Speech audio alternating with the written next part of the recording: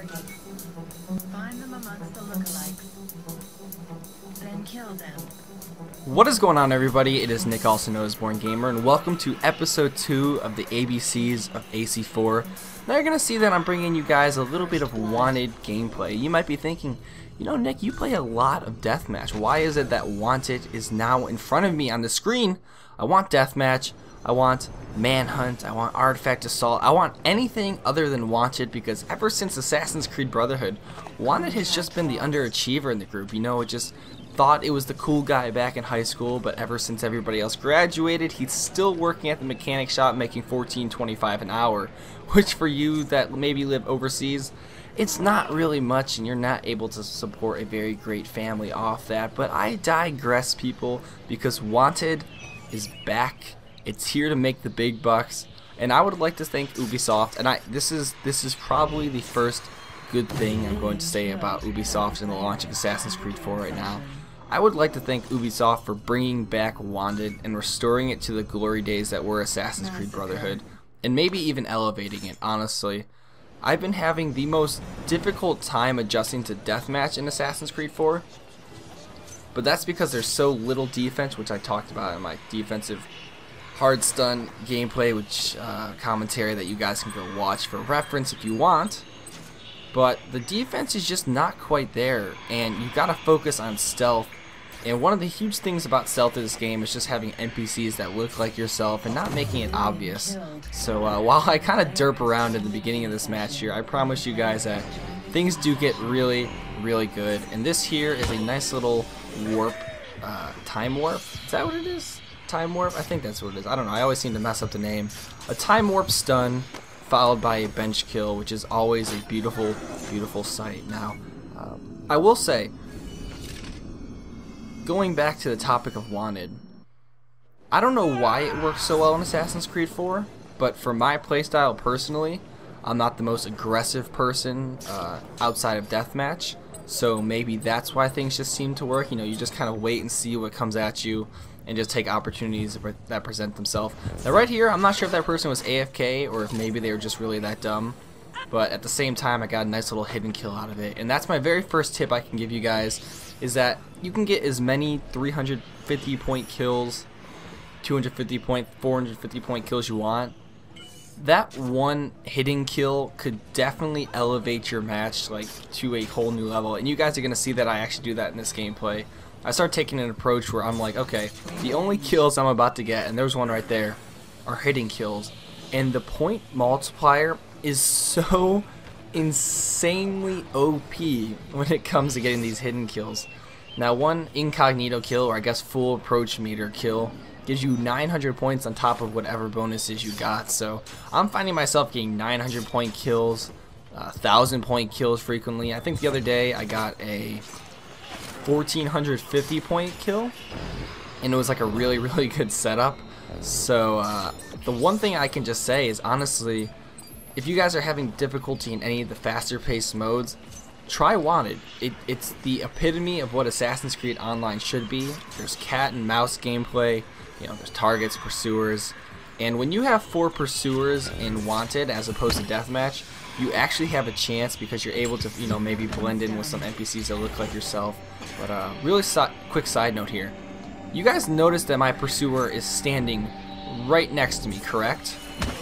And do you understand why it is that he just walked away from me?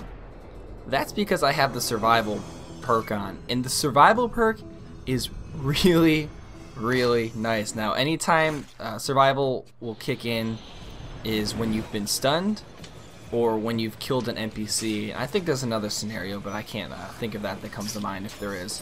So when you get grounded after that, you become invisible, just like the Glimmer perk, or whatever they're calling it these days. Another nice hidden, by the way. It is awesome. Seriously, you can make a mistake. A great strategy I found when using the survival perk is if you've messed up, if you accidentally killed a civilian or something, and your person might be just around the corner and you're vulnerable, go find the nearest wall and just climb up on it and just sit there. People will have absolutely no idea where you are if you're not moving, giving them a free lock on. Seriously, it is such a great strategy, and it just kind of covers your ass when you've made a mistake. So try the survival perk out. You might be kind of intimidated because it's, you know, a brand new perk and you might not be used to how it works. But just take my word for it. It saved my life multiple times already, and I've only been using it for, you know, maybe 10 levels of gameplay. So it's really fun. And I'm gonna get a nice little corner stun on this person using once again the time warp. I tried, and I will say I tried my best to confirm that time warp is an almost guaranteed hard stun. It's not though. I did it in honestly like a 1v1 testing scenario, just like people have done with the knife stuns, and it just doesn't work. I don't know what it is though, but when you drop a time warp like in an actual real-time match, I get stuns probably 75% of the time. So if you're one of those people that's like me and was having a very difficult time getting stuns, I definitely suggest using time warp. It might just be the fact that it's a new ability and it's throwing people off, but it works. And it's just, you kind of, my strategy for that is when you drop it, try and drop it to where they just walk into the time warp. So if they're right outside of your range, which you kind of get a feel for after a little bit, drop it right before they're about to walk in that. And then as soon as they walk in there, like kind of walk to the side. And I've noticed walking to the left works better than walking to the right. I don't know. I can't put my finger on what it is, but there's a high efficiency with me using it online, and I would not be lying to you guys. It's better and more reliable than the knife right now when it comes to stuns, but that's just me. I might just be getting lucky. Maybe I'm just playing bad players, but I don't know. But back to the gameplay, guys. I have 5,400 points, I believe. I'm actually in a very good position here. So something about Wanted that I've actually always really loved is the fact that you don't even have to move most of the time, because there's so many pursuers and targets running throughout the middle of the map that when you have 3 pursuers on you, it's almost nice, because when you're running across the map, say for instance to find your target, and you may have 2 pursuers on you, there's a very high chance that you're going to cross paths with them and you're never even going to reach your target before you end up getting killed. Now I know the same can be said for deathmatch, but it's such a small environment that it's not a entirely reliable strategy. So I would stick to this mainly in Wanted. So you can actually just kind of camp out in like you know, kind of the middle of the map, because everybody just kind of seems to cross each other, and your pursuers are going to have targets of their own. So if they're being the person that's impatient, they're going to be the person that's running towards you. And actually, I'm going to use this as a demonstration. Here I just decided to run across the map because I was trying to get to my target, but then a pursuer cuts me off. So my only option right now is, because I was kind of screwed, was I was going to look for a blame group that had a Night Stalker such as myself, but I couldn't find any, which is really unfortunate. So that guy ends up making it out of the chase breaker and tracking me down. Not getting a very high point kill, but at the same time it kind of ruined any setup I had, and obviously it didn't get me any points because I didn't get a kill. So I don't know, just be very patient and go for those hidden kills. They're honestly so OP. Like I can't explain to you how many points I'm getting ever since I've just slowed down, like kind of just take a breath and just like watch other people kill each other. It's just so convenient. Like right here I do a nice little disguise to hidden kill there, and it's fun. You know, not the smartest of players in this match, and I will say that only because if you've noticed during this gameplay, and I think it's going to happen actually in a little bit here, there's disguised players that they walk very, how could I say, obviously, and there's a nice little time warp stun there again, which I find to be very odd. But people walk very obviously, and it's very easy for me as an experienced player to pick out if somebody's disguised. So if you guys are having trouble when you're in disguise trying to be discreet, I suggest sticking to blend groups, letting go of the control stick, and just letting the game take you to where they want to take you.